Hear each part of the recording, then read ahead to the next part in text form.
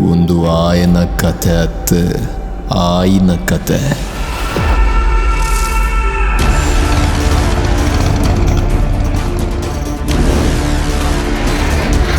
राम नाम है मेरा, राम नायक.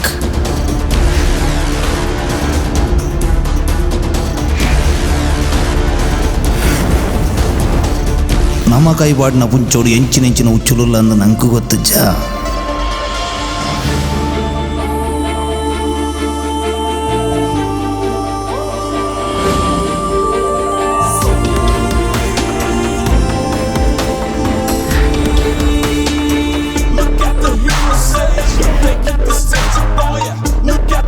तुलुनाड का मिट्टी का दम अभी तुम्हें दिखाता हूँ.